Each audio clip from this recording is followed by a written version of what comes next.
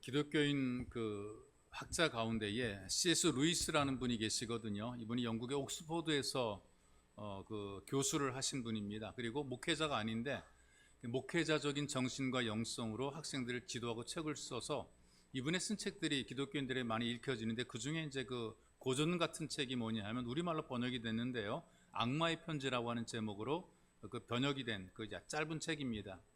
왕인 마귀가 자기 조카 마귀에게 쓰는 이제 그런 편지 내용의 우화예요. 그래서 우리들에게 뭔가 어떤 도전을 주는 그런 내용인데 이런 내용입니다. 영국에서 사회적으로 존경받는 노신사 한 분이 도서실에 갔어요. 여러 책들 가운데에 기독교 신앙에 관한 책들을 읽게 됐는데 그 책 읽다 감동받은 거죠. 그러니까 성경 읽다 감동받은 것처럼 기독교 영성에 관한 책 읽다가 감동이 됐어요. 그래서 깨달아질 때 나 이렇게 살면 안 되겠다. 내가 정말 제대로 반듯하게 살아가야 되겠다. 내 일생이 이제 얼마 안 남았는데 내가 살면 얼마나 살까? 내가 하나님 앞에 설 준비를 해야지. 이제 그런 마음의 도전이 생긴 거죠. 마음이 좀 숙연해지게 되고 그리고 어떤 각오를 하게 됩니다. 그래서 나도 이제부터 결단하고 예수를 잘 믿어야 되겠다라는 생각을 합니다. 근데 여러분 이런 생각 때문에 사람의 인생이 바뀌기도 하고요. 삶이 바뀌기도 합니다. 근데 이렇게 진지한 생각하면서 좀 뭔가 결단할 때에 배고픔이 느껴져요. 점심시간이 다 된 겁니다. 그래서 일단 밥부터 먹자 생각하고 이제 밥을 먹습니다. 먹다 보니까 처음에 느꼈던 감동들이 좀 식어졌어요. 그리고 밥을 먹고 나니까 처음 먹은 마음 같지 않고 이제 마음이 흐트러지게 됩니다. 그래서 이런 생각하는 거죠. 인생이 별거 있나? 다 뭐 나라고 특별할 수 없겠지. 지금까지 그럭저럭 살아왔는데 점심 먹고 나서 도서실에서 받았던 감동과 결단은 잊어버리고 그냥 집으로 아무 일이 없었던 것처럼 집으로 돌아가요. 그럴 때에 악마가 버스를 타고 집에 돌아가는 노 신사의 뒤에서 회심의 미소를 짓는다. 이제 그런 내용입니다. 여러분 이것이 짧은 우화인데 우리들에게 남기는 도전이 있습니다. 우리가 교회로 와요. 주일 되게 되면 말씀을 들어요. 들을 때에 뭐 항상 그런 건 아닌데 또 어떤 주일에는 말씀을 들으면서 말씀이 마음속에 와닿아서 듣다가 감동이 주어지게 되잖아요. 그래서 나도 이제 좀 새롭게 살아야 되겠다는 결심을 여러분들이 말씀을 듣는 중에 또는 예배 가운데서 이런 결심을 할 때가 있단 말이죠. 나도 잘 믿어야 되겠다. 나도 이제 성경책을 한번 제대로 읽어보자. 나도 꾸준히 한번 기도해보자. 이런 생각을 한단 말이죠. 그런데 이런 생각을 하면서 뭔가 결심을 하려고 그러는데 설교가 길어지는 겁니다. 그때 딱 끝났어야 되는데 길어지게 되면은 이런 생각이 지나가죠. 오늘 설교가 좀 기네. 이제 그런 생각이 들게 돼요. 그러면서 점심은 뭘 먹을까?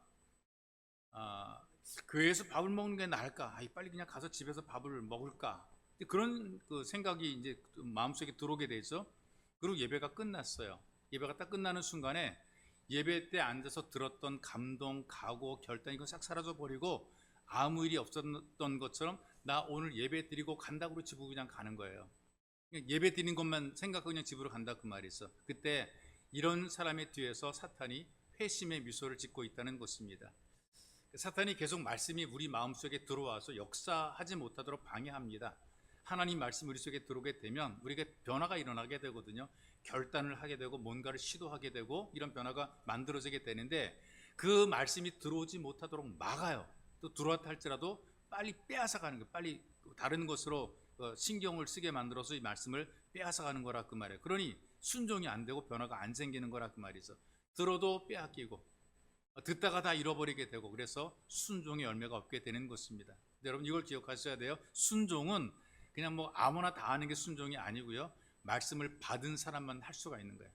그냥 앉아서 들었다고 순종이 되는 게 아니라 마음이 내 속에 들어와야 이게 순종이 가능하지 말씀을 받지도 않고 어떻게 우리가 순종을 하겠어요. 누가복음 8장 15절에 이렇게 말씀합니다. 좋은 땅에 있다는 것은 착하고 좋은 마음으로 말씀을 듣고 지키어 인내로 결실하는 자니라. 말씀을 듣고 지키어 이게 순종이거든요. 들어도 듣고 그냥 흘려버리는 경우들이 많은 거죠. 우리가 왜 듣습니까? 듣고 지키기 위해서 듣는 거란 말이죠. 들은 말씀 우리 삶 속에 옮겨야 되는 것이고 들은 말씀을 붙잡고 사는 것이고 말씀을 붙잡고 기도하는 것 이게 순종이잖아요. 그러니까 기도의 제목을 하나님 말씀을 통해서 기도의 제목을 잡아낼 때 이게 이제 그 순종이 되는 거란 말이에요. 그런데 이런 순종에 도달하지 못하게 되면 사실은 솔직히 말하면 열매가 없단 말이에요. 예배를 많이 드렸습니다. 이게 자랑인 경우들이 있지. 예배 많이 드리는 게 자랑일 수 있죠. 난 이번 주간에도 5번 예배를 드렸다. 뭐 새벽 기도에, 그 다음에 또 주일 오전 오후에 뭐 수요일 예배 드렸다. 난 7번까지 예배를 드렸다. 또 나는 오늘 하루에 성경을 2시간 읽었다. 어떤 때 4시간도 읽었다. 이렇게 얘기를 한단 말이죠. 대단하고 귀한 일입니다. 예배를 여러 번 드리는 것도 귀하고 성경을 2시간, 4시간씩 읽는 것도 굉장히 귀하다는 말이죠. 그런데 이것도 아무나 하는 건 아닙니다. 이것도 어떤 순종의 하나의 그 작은 모습이라고 보게 되는데요. 그런데 이게 과연 우리를 변화시키는 것인가? 예배를 7번, 5번 드린다 그래서 우리가 변화가 되느냐? 성경을 4시간씩 앉아 읽었다 그래서 우리가 변화가 되느냐? 그건 또 아닌 거예요. 이렇게 한번 생각해 봅시다.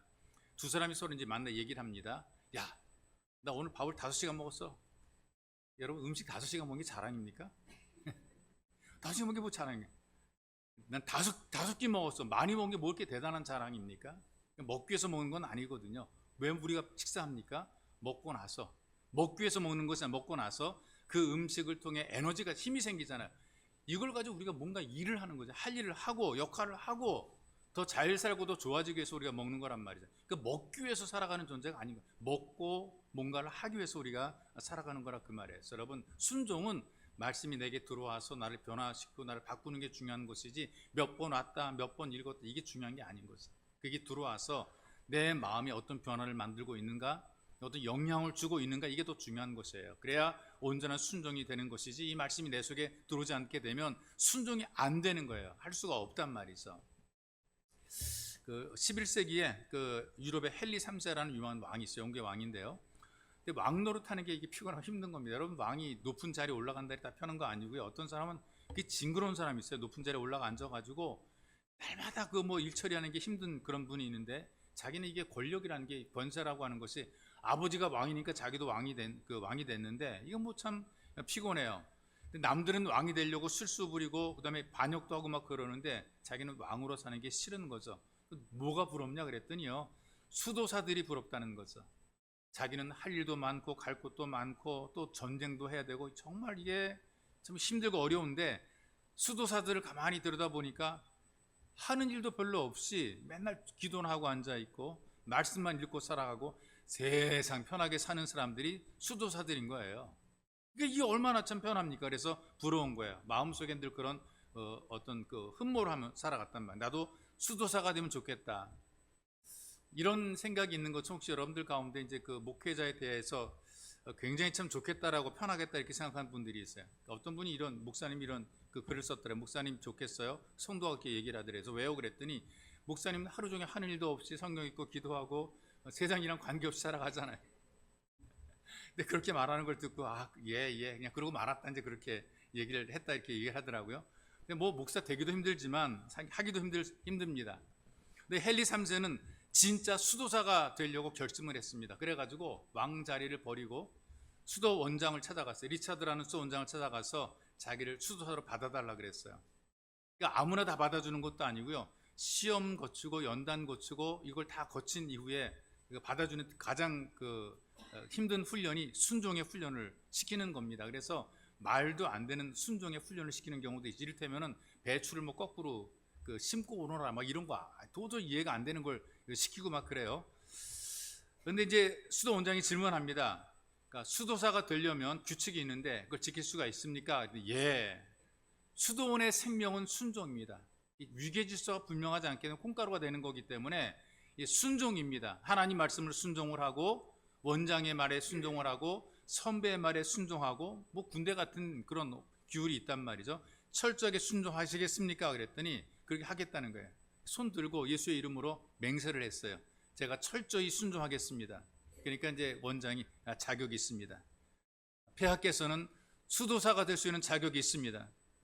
제가 원장으로서 지금 그 폐하에게 첫 번째 명령을 내리겠습니다. 순종해야 됩니다.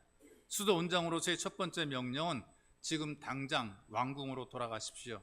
그리고 하나님께서 왕에게 맡긴 이 백성을 제대로 섬기십시오. 이렇게 했다는 거죠.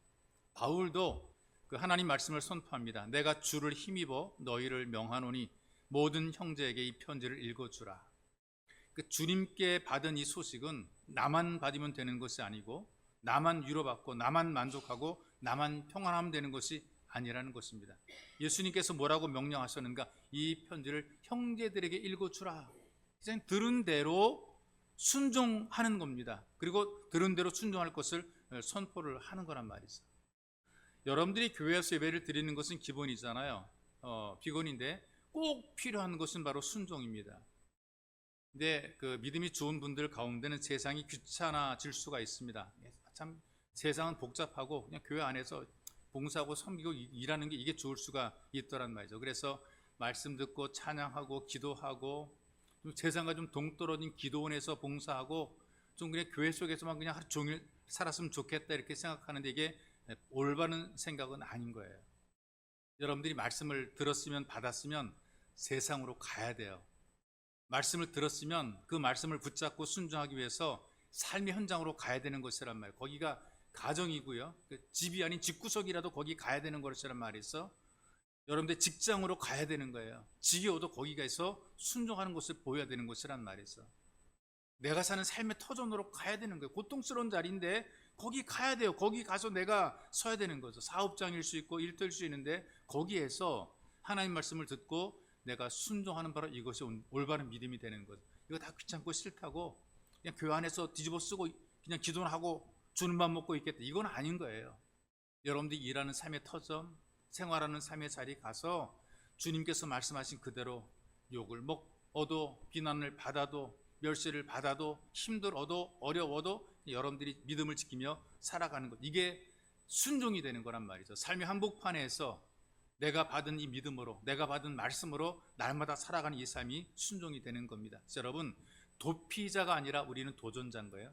세상에 도전하는 사람들이지 세상이 싫다고 도피해서 교회로 들어오면 안 되는 거란 말이에요. 교회에서 힘을 얻고 세상에 나가 도전해서 여러분들이 세상을 바꾸는 이런 역할을 감당하는 것, 바로 이것이 순종의 삶이 되는 것입니다.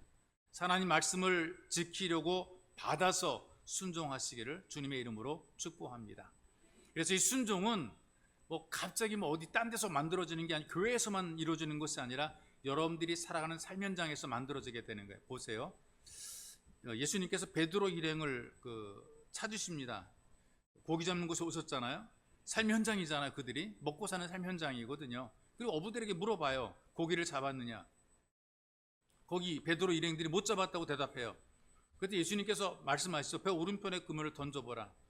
이미 이전에 이 베드로 일행이 밤새 그물을 던져 지쳤습니다. 고기를 많이 잡는다 그래도 아마 피곤해서 귀찮았어요. 오른쪽만 던져봤겠어요? 오른쪽 왼쪽 다 던져봤겠죠. 근데 중요한 게 뭐냐, 이 베드로가 아무 말도 하지 않고 나가서 그물을 던졌단 말이죠. 이럴 때에 대부분의 사람들은 그럴 거예요. 다 해봤어요. 밤새도록 돌아다니면서 다 하고 갈릴리에서 돌아다니면서 오른쪽에도 왼쪽에도 깊은 데도 얕은 데도 다 돌아다녀 봤어요. 소용없어요. 이렇게 대답하는 것이 보통 사람들의 마음이란 말이죠. 요즘에도 전도하라 그러게 되면 이만하면 됐지 또 전도해야 되나 그렇게 생각하죠. 근데 그 중에서 이제 심각한 게 뭐냐 하면 종종 길가에서 전도지를 나눠주시는 분들을 만나게 돼요. 전도지 나눠줍니다. 아무 말도 하지 전도지 주게 되는데 그 모습 보면 어떤 생각이 들까요? 지금 시대가 얼마나 변했는데 이런 시대에 뒤떨어진 종이 쪼가리를 준다고 누가 믿겠냐? 이 종이 쪼가리 준다. 근데 그렇게 해본 적이 없는 사람들은 이런 생각합니다. 그깟 종이 쪼가리 준다고 누가 믿겠냐? 여러분, 그깟 종이 쪼가리도 받고 믿는 사람들이 있단 말이죠. 근데 그깟 종이 쪼가리 받고 누가 믿겠냐 말하는 분들은 전도를 해본 일이 없기 때문에 그래요. 안 하는 것보다 할 수 있는 것을 하면 돼요. 나는 말도 잘못하고 낯가림이 심하면 종이 쪼가리 주세요. 전도지. 남들이 말하는 그 종이 쪼가리 주면은 그 속에서 역사가 만들어지게 된단 말이죠. 근데 우리는 이유도 많고 변명도 많잖아요. 베드로가 밤새 그물을 던졌음에도 불구하고 오른편 왼편 다 던졌음에도 불구하고 또 나가서 또 던지는 것이 바로 베드로거든요. 이게 이제 신앙의 자질이란 말이죠. 이것이 베드로의 장점이 된 거 아니겠어요? 베드로가 수제자가 된 것이 그냥 된 것이 아니고 시키는 대로 하니까 이 수제자가 된 것이란 말이죠. 그리고 삶의 현장에서 순종으로 인해서 기적이 만들어지는 겁니다. 여러분, 기적이 그냥 어느 날 갑자기 뻥 하고 기적이 터지는 것이 아니라 순종을 통해서 기적이 만들어지게 됩니다. 우리가 그 수요일마다 엘리사에 대한 그 메시지를 함께 쭉 관찰하는데 그 엘리사에 대한 이야기가 열왕기하 5장, 6장, 7장에 쭉 나오게 되는데요. 그 중에서 엘리사가 치유한 사람이 등장합니다. 나아만이라고 하는 한센병에 걸린, 나병에 걸린 사람이 있어 엘리사를 찾아왔어요. 엘리사가 친절하게 자기를 맞아주면서 병을 고쳐줄 것을 기대했는데 기대대로 하지 않고 내다보지도 않고 게하시를 시켜서 요단강물에 가서 7번 몸을 씻으라 이렇게 얘기를 한단 말이 있어. 나만 병을 고치는데 어떤 절차가 있을 줄 알았습니다. 선지자가 나와서 자기 상처에 손 얹고 기도해 주고 막 그럴 줄 알았는데 말 한마디 달랑해요. 요단강물에 가서 7번 씻으라고. 그냥 돌아갈까, 분노에 돌아갈까 그러는데 충성된 부하가 여기까지 와서 그냥 돌아가면 되겠습니까? 그 말을 듣고 내려가서 씻었더니 병이 깨끗하게 나았다. 이것이 이제 그 말씀의 내용인데요. 가서 씻으라. 근데 그 말을 빈정상에 순종하기 싫었던 메시지란 말이 있어. 아니 저 흙탕물에 씻으라고? 우리나라에는 더 깨끗한 물도 많은데 뭐 나를 이따위로 대해? 내가 이 가치밖에 안 돼? 뭐 저래? 우리는 대국이고 니네는 소국인데 막 이러면서 자기 어떤 자존심을 세우고 자기 명예를 내세우고 그랬다면 그냥 돌아갔을 거예요. 그런데 순종하는 거예요. 무엇인들 못하겠는가? 나병을 고치기 위해서 더 심한 것도 할 텐데 이까짓 거 못하느냐? 가서 씻으라. 이게 부하가 해준 말이거든요. 충성된 부하가 해준 말이거든요. 그래서 그 말씀을 듣고 말씀대로 순종했더니 하나님께서 깨끗하게 고쳐주신 것입니다. 순종하면 깨끗하게 하시는 것은 하나님이 하신다. 이게 믿음인 거예요. 그래서 순종한 하나님께서 기적을 우리에게 보여주는 거란 말이죠. 근데 불신앙은 어떤 마음을 만들어내는가? 불순종을 만들어내게 됩니다. 어떻게 불순종을 만들어내는가? 왜 꼭 거기에 가야 하느냐? 왜 꼭 요단강물에 들어가야 되냐? 또 왜 꼭 7번이냐? 한 3-4판만 하면 되지. 이유가 많아요. 안 하려는 이유가 많고 못하겠다는 이유가 많아요. 헌신의 결과를 계산하고 그 다음에 따지고 이런 사람들을 보게 되면 끝까지 따라가지 못하고요. 가다가 계산해보다가 안 될 것 같으면 얼른 손절하는 경우들이 많습니다. 예수님께 나온 사람들이 여러 명들이 있어요. 그 중에서 부자 청년은 특별하게 도드라지는 사람입니다. 어릴 때부터 율법을 지켰던 사람입니다. 지금도 부자입니다. 관원입니다. 그런데 예수님의 부르심을 받아들이지 못했잖아요. 오라 그러니까 자기의 그 재산 때문에 그냥 돌아갔다라고 얘기를 한다는 말이 있어. 가룟 유다는 예수를 끝까지 따라가지 못했잖아요. 끝까지 따라가지 못했지. 말씀대로 순종하지 못한 것입니다. 그런데 보세요. 베드로는 사람 낚는 어부가 되리라. 그 말씀 한마디 믿고 그게 도대체 무슨 뜻인지도 모르고 따르는 순종한 거죠. 사람을 낚는 어부가 되리라. 이게 뭔지도 모르고 주님이니까 따른 거, 순종하고 따른 거란 말이죠. 사도 바울도 마찬가지거든요. 이방을 위해 준비된 그릇이라 그 말씀을 듣고 모든 것 다 버리고 예수를 따르는 일에 평생을 순종한 것입니다. 여러분, 순종은 내가 사는 삶의 현장에서 순종이 가능한 것이지 모든 게 다 만들어지고, 어떤 분들은 다 뭐 만들어 놔야겠대요. 숟가락 젓가락 다 올려놓고 상 차려놓고 다 딱 놓고, 또 더 심한 사람은 또 먹여주면 먹겠다 이런 사람들도 있고요. 먹여줘도 애태태 뱉는 사람도 있고 그래요. 순종하는 게 쉬운 것 같지만 굉장히 어렵습니다. 그런데 삶의 현장에서 우리가 순종해야 되거든요. 요즘엔 좀 감소가 됐지만요. 중국 연변 지역에서 그 선교를 후원하기 위해서 이제 한국 목사님들이 방문을 합니다. 그러니까 중국 곳곳에 거점 지역들이 몇 군데가 있어요. 물론 중국 공산당도 알고 때가 되면 추방도 하고 그러는데, 어쨌든 간에 들어가서 중국 그 교포들이라든가 또 현지 한족들에게 이 복음을 전하고 또 신학을 가리킨단 말이죠. 근데 한국 목사님들은 이제 일반적으로 중국 신학생들이나 평신도 지도자들에게 성경을 가르쳐요. 또 목사님이 거기를 다녀오셨는데 연변의 어떤 교회에서 평신도를 전도자로 훈련시키는 프로그램을 진행을 합니다. 그러니까 일반 평신도들을 전도자가 되게 만드는 거죠. 교회 일꾼으로 세우는 직분자 훈련을 시키는 거예요. 굉장히 추운 2월 달입니다. 겨울 굉장히 춥습니다. 그래서 나름대로 생각해 보니까 너무나 날씨가 춥기 때문에 몇 명 안 모일 거 생각했거든요. 그런데 꾸역꾸역 사람들이 계속 모이더니요, 아주 자리 가득 채웠다는 거죠. 아침 9시부터 저녁 9시까지 시간을 딱 정해놓고 1시간 하고 10분 쉬고 1시간 뭐 50분 하고 10분 쉬고 50분 10분 이렇게 해가지고 계속해서 성경을 가르쳤어요. 저녁이 됐음에도 누구나 지친 기색이 없습니다. 9시에 첫날 9시에 끝나가지고 피곤해 지쳐가지고 아주 그냥 파김치가 돼가지고 숙소에 이제 들어왔는데 들어와서 얼마 아니 옷도 갈아입기도 전인데 누가 방문을 두드리는 거죠.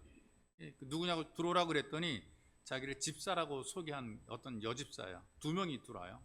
그냥 집사다. 2명이 들어와가지고 오자마자 따지듯이 질문하기를, 선생님이, 목사님이라 하는 선생님이라는데, 선생님은 잠이 오십니까? 그 목사님도 아니 자야 내일 공부를 하지요. 우리는 성경을 배우기 위해서 300리 400리를 달려왔는데 선생님은 잠이 오십니까?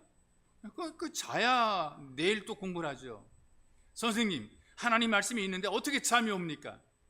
우리는 못 자는데 선생님 잠이 옵니까? 막 이렇게 따지니까 목사님이 힘들어가지고, 힘들지만 자꾸 집사들이 막 그렇게 들이대니까 할 수 없어 끌려가듯이 가가지고 12시까지 가르쳤대요. 아주 그냥 힘들게 가르쳤는데 이렇게 하기를 일주일 했대. 일주일 해가지고 구약을 다 마치고 드디어 아이고 해방이다. 한구로 도올려 짐 싸는데 난리가 났어요. 사람들이 길을 막고, 구약은 공부했는데 신약은 언제 배웁니까? 우리에겐 내일이 없습니다. 그냥 뒤로 조르니까 할 수 없어가지고 한 주간 또 붙잡혀가지고 2주 후에 본교회로 돌아오게 됐다는 거죠. 네, 그때까지 안 보이던 것이 보이기 시작하더래요.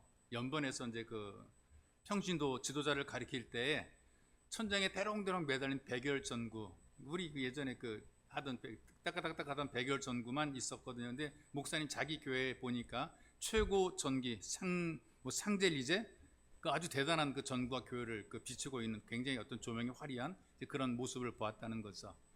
연변에는 음향 장치가 전혀 없었어요. 그런데 자기 교회는 수천만 원짜리 음향 장치가 다 있다는 거죠. 연변에는 찬양팀도 없대요. 기타 치는 사람도 없고 주보도 없고 푹신한 의자도 없고 냉난방 시설도 없고, 그런데 목사님은 교회에 다 있는 거예요. 모든 걸 다 갖추고 있는 거란 말이죠. 근데 그 중에서 비교되는 것이 어떤 거냐? 그들에게는 하나님 말씀에 대한 열정이 있는데 우리들에겐, 우리 교회는 이것이 없다. 그렇게 글을 썼더라고요. 그리고 그들은 주님을 위해서라면 불편하게 사는 것도 행복하게 받아들이더라. 불편해도 행복하게 받아들이더라. 우리는 불편하게 사는 것을 못 견뎌 하더라. 조금만 불편해도 원망하고 불평하는 것이, 이것이 바로 우리 한국 성도들의 모습이더라. 이걸 봤더라. 그러면서 그들에게는 핍박이 있고 우리는 핍박이 없다. 이렇게 얘기를 하시더라고요. 그러면서 이분이 하시는 말씀이, 지금 우리가 사는 시대에 필요한 것은 순종이다. 말씀을 마음속에 받아 내가 변화가 되고, 내가 사는 삶의 현장을 도피하지 않고 피하지 않고, 내가 힘들어도 어려워도 그 삶 현장에서 뭔가 내 삶을 살아내는 바로 그 삶, 이것이 바로 지금 너무나 필요한 것이다. 그래서 순종은 교회 안에서만 하는 것이 아니라 내가 사는 삶의 현장이 바로 순종의 자리다, 이렇게 얘기를 합니다. 여러분, 이 순종은 교회 안에서만 시키는 거 하는 것으로 끝나는 것이 아닙니다. 여러분들이 살아가는 삶의 자리에서 하나님 말씀을 들은 대로, 본 대로, 느낀 대로, 사실 그대로, 있는 대로, 할 수 있는 대로 여러분들이 순종해서 하나님의 사람으로 성숙해 가시기를 주님의 이름으로 축복합니다. 참으로 존귀하신 주님 고맙습니다. 우리들에게 은혜를 베푸셔서 이전에 고난의 시간들을 감당하며 극복하며 견뎌내게 만들어주시고, 수많은 연단 속에서 오늘의 아름다운 신앙과 교회들을 꼽혀내게 도와주시고, 그리고 세상 속에서 우리 한국의 교회들이 영향력 있는 교회들로 성장시켜 주신 것을 감사합니다. 그러나 주님, 우리가 너무나 안주하지 말게 도와주시고, 여전히 그때나 지금이나 동일한 마음으로, 동일한 자세로 우리가 살아가는 삶 현장에서 말씀대로 순종해서 하나님의 영광을 드러내는 복 있는 삶을 살아갈 수 있도록 우리를 도와주옵소서. 세상에 묻혀 살지 않게 도와주시고 도피자가 되지 말게 도와주시며, 세상에서 드러나는 자, 도전하는 성도들의 삶이 될 수 있도록, 우리의 믿음이 확실하게 증명되는 삶을 살아갈 수 있도록 우리에게 복을 덧입혀 주시고, 내가 사는 삶의 현장이 아름답고 복 있는 예배의 자리가 될 수 있도록 은혜를 베풀어 주시며, 힘들고 어려워도 하나님과 소통하는 삶을 늘 살아가도록 이끌어 주옵소서. 보배로우신 예수님의 이름으로 기도하옵나이다. 아멘.